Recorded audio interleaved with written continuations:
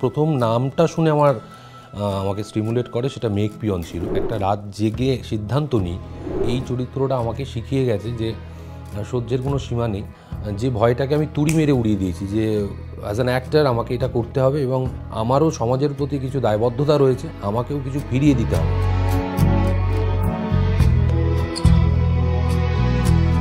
Hello guys, আমরা এখন এসছি, আমি বিশেষ করে এসছি সঙ্গীত বাংলাতে। সঙ্গীত বাংলা আমাদের একটা নস্টালজিক প্ল্যাটফর্ম, আমার কাছে তো খুব নস্টালজিয়া কাজ করে। সেইখানে এসে একটা ষড়যন্ত্রের শিকার হবো। এখন প্রচুর প্রশ্ন করবে, সেটা পার্সোনাল প্রশ্ন হবে, ছবি নিয়েও প্রশ্ন হবে। দেখি ওনারা প্রশ্ন করুন, আমি কতটা উত্তর দিতে পারি স্বাচ্ছন্দ্যে সেটাই দেখার বিষয়। আপনারা চোখ রাখুন। গৃহপ্রবেশের প্রথম স্ক্রিপ্ট প্রথম ড্রাফটটা যখন আমার কাছে আছে, প্রথম নামটা শুনে আমাকে স্টিমুলেট করে সেটা মেঘ পিয়ন ছিল। সেটা আবার ডিরেক্টরের ভাবনা থেকে চেঞ্জ হয়, সেইটা আমাকে খুব স্টিমুলেট করেছিল।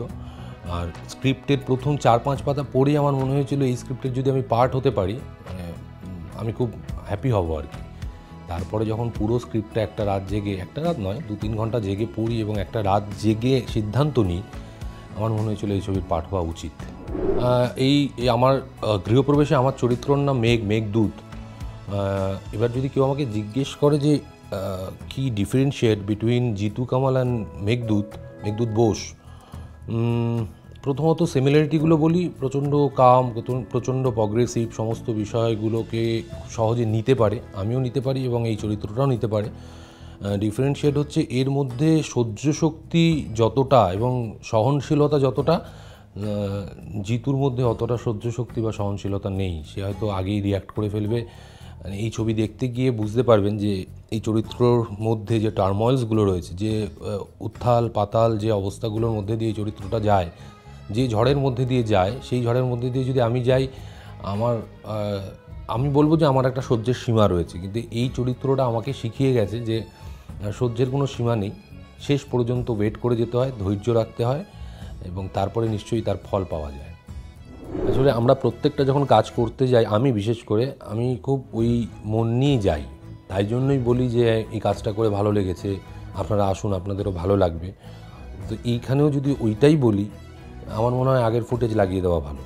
তার থেকে বেটার আপনারা হলে যান। এই ছবিটার মধ্যে আলাদা কিছু আছে, এলিমেন্টসগুলো আলাদা রয়েছে। যেটা বললাম, এই ছবিটা করতে গেলে সাহস লাগবে। আমি ধরো আগেও ছবি করেছি, আমাকে অনেকে বলেছিলেন যে আগের ছবি এক স্কলারের আদলে করেছি, সেই সময় সাহস লেগেছিল। সেইটার থেকেও বেশি সাহস লাগবে যে এই যে চরিত্রটা আমি করতে যাচ্ছি, এই চরিত্রটা সমাজে কীভাবে সমাজ কীভাবে আমাকে দেখবে, এইটা আমার কাছে একটা ভয়ের জায়গা ছিল। যে ভয়টাকে আমি তুড়ি মেরে উড়িয়ে দিয়েছি, যে অ্যাজ অ্যান অ্যাক্টর আমাকে এটা করতে হবে এবং আমারও সমাজের প্রতি কিছু দায়বদ্ধতা রয়েছে, আমাকেও কিছু ফিরিয়ে দিতে হবে। কারণ আমাদের এই গল্পগুলো, এই ছবির গল্প, সিরিয়ালের গল্প, সিনেমার গল্প সব সমাজ থেকে নেওয়া। আমরা সমাজকে কিছু ফিরিয়ে দিই না, সমাজকে কিছু ফিরিয়ে দিতে হবে। তো এই ভাবনা থেকেই করা। আপনারা যান, গিয়ে আপনারা হলে গিয়ে দেখুন। ভালো লাগলে অবশ্যই ফিডব্যাক দেবেন, খারাপ লাগলেও অবশ্যই ফিডব্যাক দেবেন যে এটার থেকে আরও ভালো হতে পারত।